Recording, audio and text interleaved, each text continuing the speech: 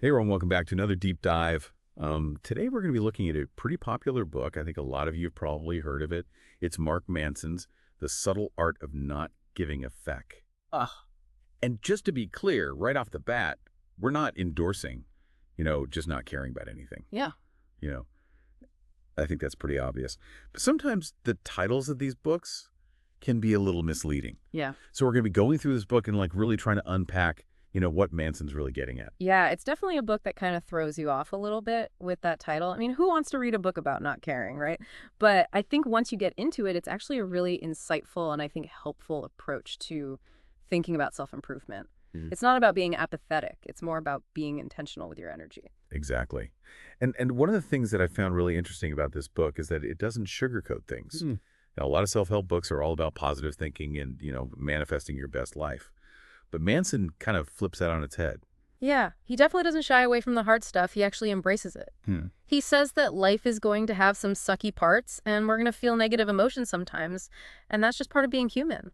It's not about trying to avoid those feelings, but about learning how to deal with them in a healthy way. So I guess maybe a good place to start would be with the structure of the book, right? Like how does Manson kind of set up his argument? Well, he actually starts with a pretty interesting example, the story of Charles Bukowski. Bukowski? I've heard that name, but I don't really know anything about him. So Bukowski was a writer. He was a poet and a novelist, and he was known for being pretty rough around the edges. Let's just say he wasn't exactly known for his positive outlook on life. Okay, so not your typical self-help guru. Not at all. But that's kind of Manson's point. Yeah. He uses Bukowski as an example of someone who embraced his flaws and his imperfections and actually found success because of it. That's interesting. So it's like, instead of trying to be this perfect version of ourselves that maybe doesn't even exist, we should be focusing on what makes us unique, even if it's a little messy. Exactly. Manson argues that constantly striving for this unattainable ideal of perfection just sets us up for disappointment. It's a recipe for unhappiness. And that kind of ties into another one of his big ideas, right? This idea of the feedback loop from hell. Yeah, you got it. So the feedback loop from hell is basically that cycle of feeling bad about feeling bad. You're anxious about your anxiety or you're guilty about feeling guilty, and it just kind of spirals out of control. Oh, I definitely know that feeling. Hmm. It's like you get stuck in this negative thought pattern and it's hard to break free. And I think social media really amplifies this. Everyone's presenting these curated versions of their lives, and it's easy to start comparing yourself and feeling like you're not good enough. Absolutely. It's like this constant pressure to appear happy and successful all the time, which just makes you feel worse if you're not. Exactly. And Manson's approach to this is to kind of hit the reset button. He's like, okay, let's accept that life is going to have some sucky parts. We're going to feel negative emotions sometimes. That's just part of being human. So not giving a feck is less about being indifferent and more about not letting those negative emotions control you. Right. It's about choosing what you give your energy to and not getting caught up in things that ultimately don't matter. Okay, that makes sense. Yeah. So if we're not supposed to give a feck about all the negative stuff, then what are we supposed to give a feck about? Like, how do we choose what's actually important? Well, that's where values come in. Manson argues that we need to define what truly matters to us. What are our guiding principles? What are the things that we're willing to fight for? Okay, so it's about figuring out what our priorities are and then focusing our energy on those things. Exactly. He actually tells this kind of funny story about an elderly woman who totally loses it over a 30-cent coupon at the grocery store. It seems ridiculous, right? 30 cents? Yeah. I mean, I guess it depends on how much you're buying. But still, that seems like a bit of an overreaction. Yeah, it does. But Manson suggests that she's so fixated on this coupon because it's one of the few things she has left to give a feck about. In a life that's maybe lost some of its spark, this coupon has become her source of meaning. That's kind of sad, actually. Yeah. But I guess it makes a good point. If we don't actively choose our values, we might end up giving way too much importance to things that don't really matter in the grand scheme of things. Absolutely. And Manson even uses himself as an example. He talks about how he always thought he wanted to be a rock star, but when he really looked at what that entailed, the constant practice, the touring, the potential for rejection, he realized that he wasn't actually willing to put in the work. So he loved the idea of being a rock star, but not the reality of it. Right. He was attached to the outcome, but not the process. And he realized that that was a recipe for unhappiness. It's like we all want the rewards, but we don't always want to do what it takes to get there. And Manson uses this to illustrate the importance of choosing values that are aligned with our true selves and that lead to meaningful struggles and growth. Okay, that makes sense.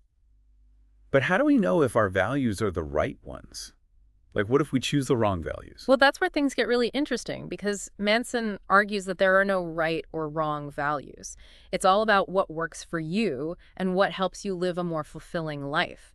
He actually contrasts this with the stories of two musicians, Dave Mustaine and Pete Best.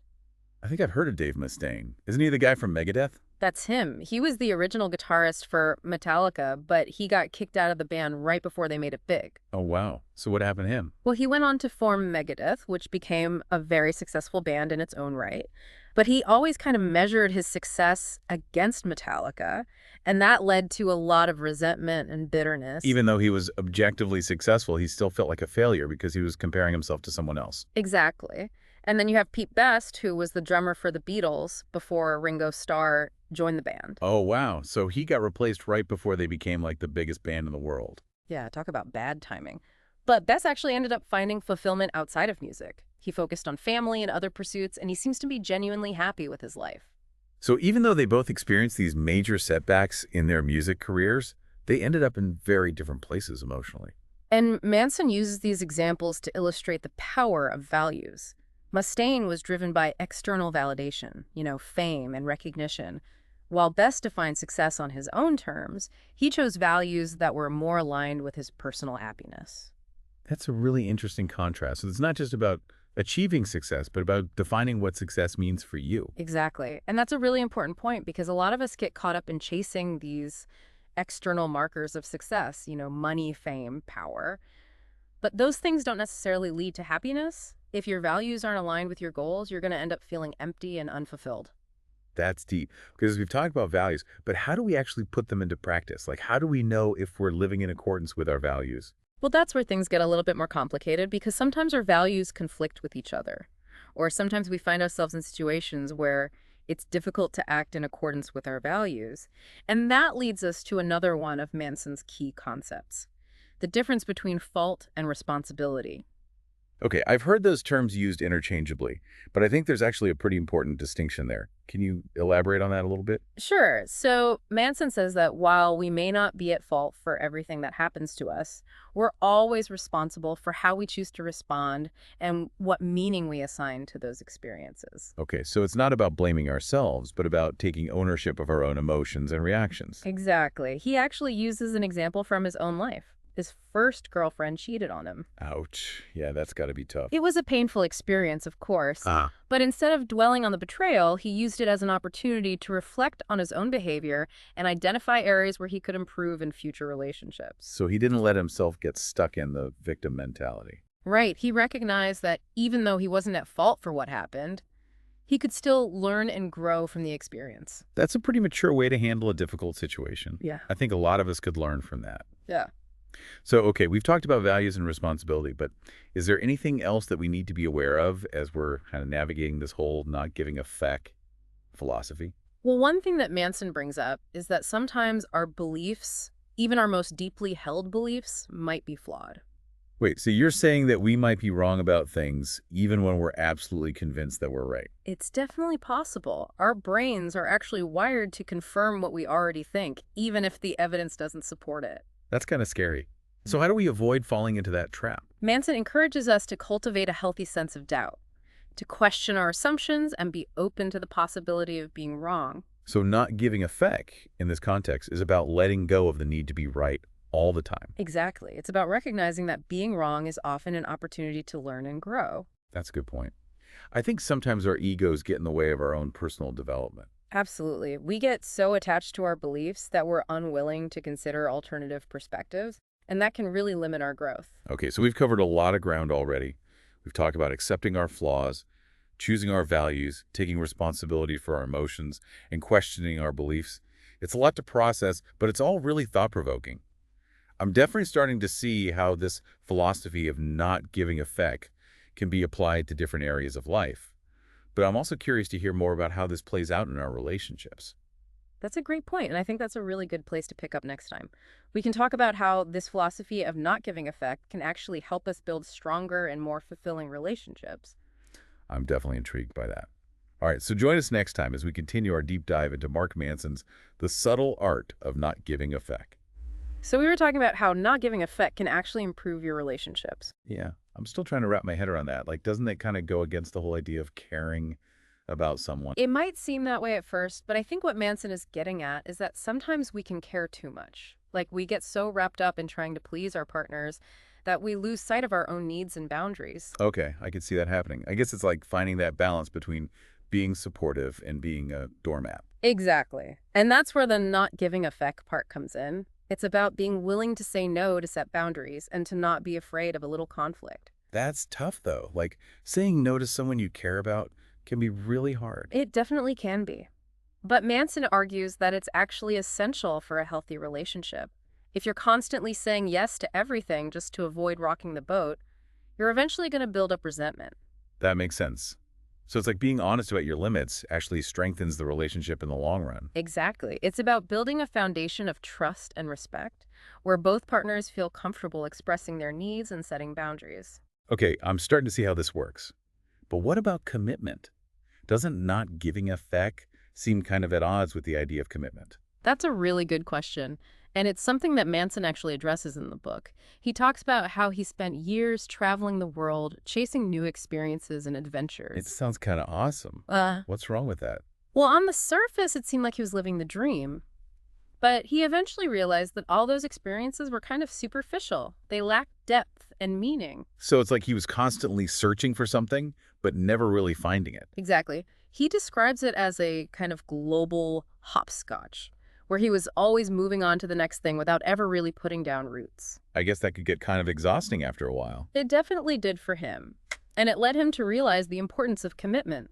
He started focusing on his writing. He committed to a long-term relationship. He invested in a few close friendships. So he shifted his focus from quantity to quality. Exactly. And he found that it made him much happier. He wasn't constantly chasing the next high. He was able to appreciate the things he already had. That's a really good lesson. I think a lot of us could benefit from hearing that in today's world where we're constantly bombarded with messages about needing more, more, and more. It's definitely a countercultural message, but I think it's one that's really important to consider. So how does this all tie back to relationships? Well, Manson argues that commitment in relationships is about choosing to weather the storms together. It's about recognizing that no relationship is perfect and that there will be times when you want to throw in the towel. It's about sticking it out even when things get tough. Exactly. It's about choosing to love your partner even when they're not being particularly lovable. Okay, that sounds like a pretty tall order. It is, but Manson argues that it's also incredibly rewarding. When you commit to a relationship for the long haul, you create the space for a deeper, more meaningful connection. It's like you're building something together, something that can withstand the ups and downs of life. Exactly. And that's where the real beauty of commitment lies. I like that. It's a much more realistic view of relationships than what we often see in movies and TV shows. Absolutely. It's about embracing the messiness, the challenges, and the triumph that come with being in a long-term committed relationship. Okay, so we've talked about values, commitment, and now the importance of facing our own mortality. Like, how do those all fit together? Well, Manson argues that when we confront our own mortality, it helps us to clarify our values and to appreciate the preciousness of life. It's like a wake-up call to start living more intentionally. Exactly. And that's where the not giving effect part comes in. When we're aware of our own mortality, we're less likely to waste our time on things that don't matter. We're more likely to focus on what truly brings us joy and fulfillment. So it's about letting go of the things that are holding us back and embracing the things that make life worth living. Exactly. And I think that's a really powerful message. I agree. It's definitely given me a lot to think about. So what's next on our not giving effect journey? Well, I think it's time to talk about failure and how embracing failure can actually be the key to success. Failure. That doesn't sound very fun. It might not sound appealing, but trust me, Manson has a way of making even the most challenging topics thought-provoking and even a little bit humorous. All right, so failure. How does that tie into all of this not giving effect stuff? Well, Manson argues that failure is actually an essential part of growth and success. Okay, but how can that be? Like, failure sucks.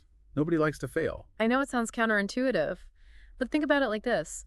When we're afraid to fail, we're less likely to take risks. We play it safe. We stay in our comfort zones. Yeah, I guess that's true. I've definitely missed out on some opportunities because I was too scared of messing things up. And that's exactly what Manson is talking about. He says that we need to get comfortable with the idea of failure to see it as a stepping stone to success. So it's like failing isn't the end of the world. It's just a part of the process. Exactly.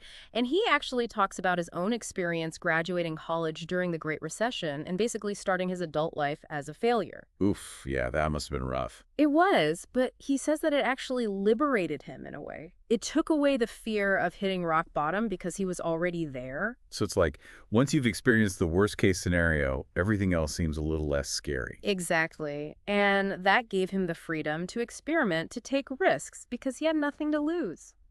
That's a really interesting perspective. Yeah, I guess sometimes our fear of failure can be more paralyzing than the failure itself. absolutely. And Manson uses this to illustrate his concept of the failure-success paradox. Failure success paradox. Okay, now I'm really intrigued. What is that? It's the idea that our greatest successes often come from our biggest failures. So like we learn more from our mistakes than from our triumphs. Exactly. And he uses the example of Pablo Picasso. Picasso, the painter. Yeah, Picasso was incredibly successful, but he never stopped experimenting. He wasn't afraid to try new things even if they didn't work out. So he was constantly pushing the boundaries of his own creativity, even if it meant failing sometimes. Exactly. And that's what made him so innovative and influential. He wasn't afraid to fail because he knew that failure was just a part of the creative process. Okay, I'm starting to see how this all ties together. So it's Yeah. not about avoiding failure, but about embracing it as a necessary part of growth. Exactly. And that leads us to another important concept, the importance of action. Action, like just doing stuff. Pretty much, Manson argues that we often wait for motivation or inspiration to strike before we take action. But that can lead to a lot of procrastination and missed opportunities. Oh, I am so guilty of that. I'm always waiting for the perfect moment to start something new. And that perfect moment may never come.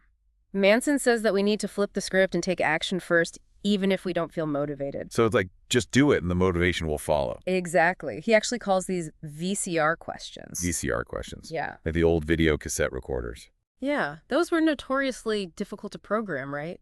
But the solution was often as simple as hitting the record button. And I remember those days. Yeah. So how does that apply to life's challenges? Well, Manson suggests that we often overcomplicate things. We let our fears and anxieties paralyze us when the solution is often much simpler than we think. So it's about breaking down those big, scary problems into smaller, more manageable steps. Exactly. And then taking action, even if it's just a small step. Okay, that makes sense. But what about those times when we're just feeling stuck? Like we don't even know where to start? Well, Manson has some advice for that, too. He says that one of the best ways to get unstuck is to simply ask yourself, what's the next right action? The next right action. I like that. It's kind of like a guiding principle for decision making. Exactly. It helps you to focus on what you can control and to take things one step at a time. I'm definitely going to try that next time I'm feeling overwhelmed. Okay, so we've talked about values, commitment, failure, action.